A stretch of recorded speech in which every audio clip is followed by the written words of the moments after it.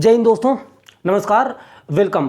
आज की क्लास में हम सर्ट्स एंड इंडिसेस यानी घातांक और करनी से रिलेटेड बहुत ही महत्वपूर्ण सवाल करने जा रहे हैं और हर प्रकार के सवाल यहां पर हम करेंगे और आपको कंसेप्ट प्लस ट्रिक आपको बताएंगे और देखेंगे कि आप विदिन सेकंड में अपने सवालों को आप सॉल्व कर लोगे। देखते ही सवाल आपके सॉल्व हो जाएंगे, तो आप बने रहिएगा साथ में। और यहाँ पर आइए स्टार्ट करते हैं।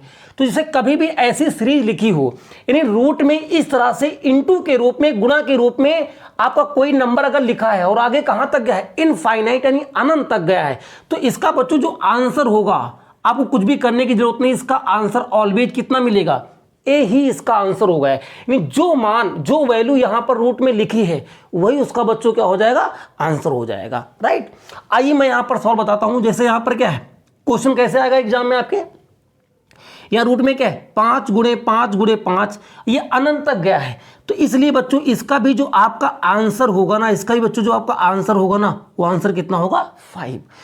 और यहां पर भी देखो, इसका भी बच्चों जो आपका आंसर हो जाएगा वो आंसर कितना हो जाएगा, इसका भी आंसर कितना हो जाएगा 13 हो जाएगा।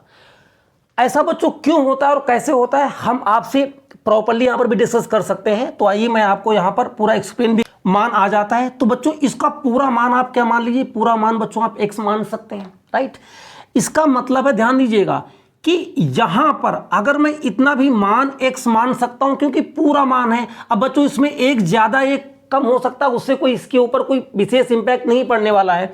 तो अगर मैं इतना मैं x मान सकता हूं, पूरा x है तो इतना भी x मान सकता हूं। तो बच्चों यहां 5 गुणे बच्चों क्या हो जाए x, और अंडर रूट लगा दो, कितना हो गया बराबर बच्चों कितना x।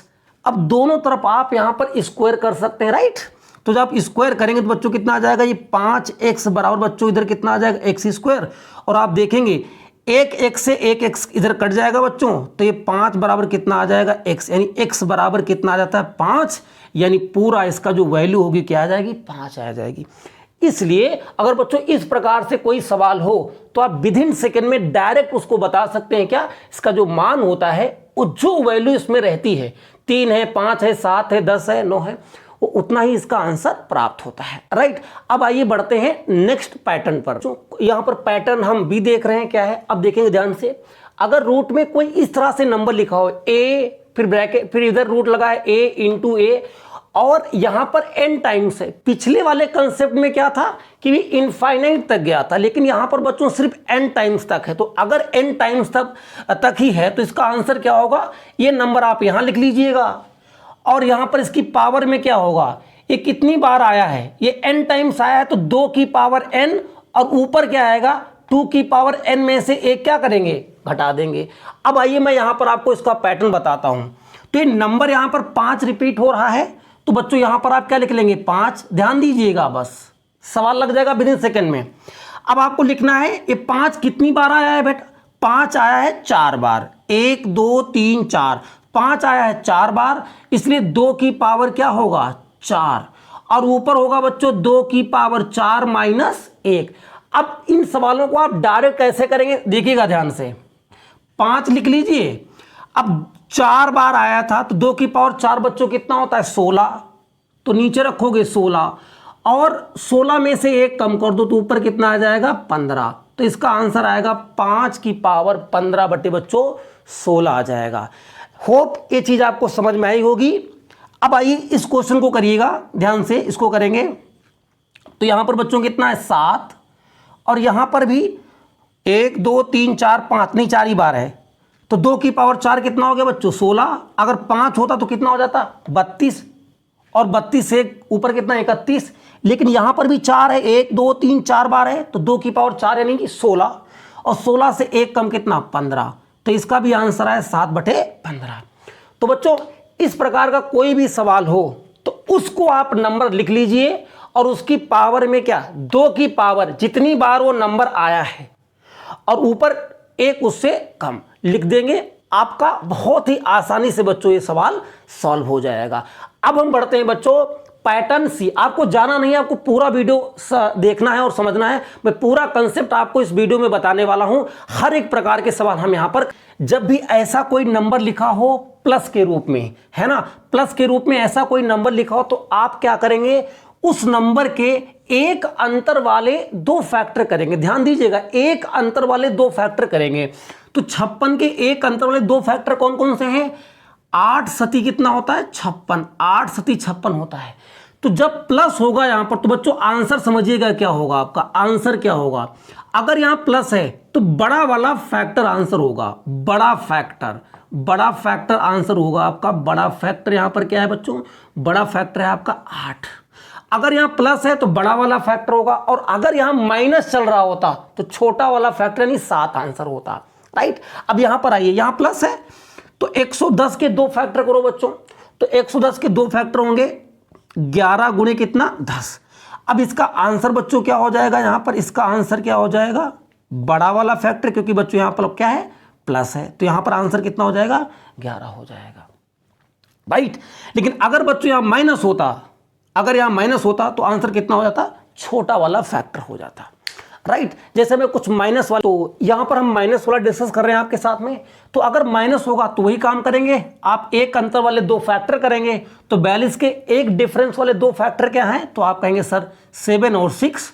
तो अगर यहां प्लस होगा तो बड़ा वाला फैक्टर आंसर होगा, और अगर यहां प्लस होगा तो बड़ा वाला, अगर माइनस है तो छोटा वाला। तो यहां पर आंसर क्या हो जाएगा? 6। यहां पर आ जाइए 72, तो 72 के 9 8 72, तो माइनस है इसलिए छोटा वाला आंसर कितना हो जाएगा? यहां से 8 आपका क्या हो जाएगा? आंसर हो जाएगा। आपको वीडियो स्किप नहीं करना है, क्यों? क्योंकि अभी तो ये ऐसे नंबर हैं जिनके डिफरेंस 1 आ रहा है, कुछ ऐसे भी नंबर आएंगे जिनका डिफरेंस 1 नहीं आ रहा होगा। जैसे यहां पर 7 आ जाए, 5 आ जाए, 10 आ जाए, है ना, 13 आ जाए, तो उस प्रकार के सवालों को भी हम इसी नियम से सॉल्व करने जा रहे हैं। इसलिए पूरा वीडियो देखना है, पूरा आपको ज्ञान देने वाले हैं यहां पर। अगर वीडियो आपको अच्छी लग रही है तो लाइक कर सकते हैं और अपने दोस्तों में इसको शेयर भी कर सकते हैं। दोस्तों यहां पर कंसेप्ट ई यानी अगला कंसेप्ट क्या है समझिएगा, बहुत ही इंपॉर्टेंट है ये। अब यहां पर आप क्या करेंगे? यहां प्लस है, यहां माइनस है। अभी क्या था कि जब इस प्रकार से कोई नंबर लिखा रहता था तो उसके एक अंतर वाले बच्चों दो हम फैक्टर कर लेते थे, लेकिन यहां पर अब 10 के आप फैक्टर नहीं कर सकते हैं जिसमें डिफरेंस क्या हो? 1 हो। तो अब समझिएगा ध्यान से, अब क्या करना है आपको। तो अब आप ये बताइए, 10 के नहीं कर सकते तो कोई बात नहीं, तो प्लस है तो 10 के बाद ऐसा कौन सा नंबर है, 10 के बाद ऐसा कौन सा नंबर है जिसके आप एक अंतर वाले फैक्टर कर सकते हो? तो 10 के बाद 11 आता है, 11 के एक अंतर वाले फैक्टर नहीं होते हैं। 11 के बाद क्या आएगा? 12, तो अंडर रूट क्या आएगा? 12, और 12 के फैक्टर क्या हो जाएंगे बच्चों? 3 और 4, राइट। बस आपका आंसर आ चुका है। लेकिन अब यहां प्लस है, अब आप कह रहे होंगे क्या सर आंसर 4 होगा? नहीं, अब आंसर इसका क्या होगा? इसका जो बच्चों आंसर होगा, ध्यान दीजिएगा, इसका आंसर होगा 3 व 4 के मध्य। ऐसे ही आपके पेपर में सवाल पूछा जाएगा, राइट। तो 3 व 4 के मध्य आएगा। तो आप ध्यान दीजिएगा, जब एक अंतर वाले फैक्टर ना बने तो अगर प्लस होने पर उसमें कुछ नंबर जोड़ के या उसके बाद ऐसा नंबर जिसके एक अंतर वाले फैक्टर मिल जाएं तो उसी नंबर के आप फैक्टर कर लीजिएगा, और उसका जो आंसर होगा वो उन्हीं दो फैक्टर के बीच में प्राप्त होगा, राइट। जैसे यहां ये, अब आप 7 के फैक्टर तो नहीं कर सकते एक अंतर वाले, तो अब यहां माइनस है तो 7 के पहले यानी 7 में से कुछ घटाइए, तो 7 के पहले बच्चों क्या होगा? तो 7 के पहले बच्चों एक नंबर होता है 6। अब 6 के दो फैक्टर आ जाते हैं, 2 3 6, और 2 और 3 का डिफरेंस कितना होता है बच्चों? 1। इसीलिए इसका जो आंसर होगा बच्चों, इसका जो आंसर होगा वो क्या होगा? 2 व 3 के मध्य। यानी इस वाली पूरी सीरीज का जो बच्चों आंसर होगा 2 व 3 के मध्य। एंड होप ये चीजें आपको बहुत ही अच्छी तरीके से समझ में आ गई होंगी।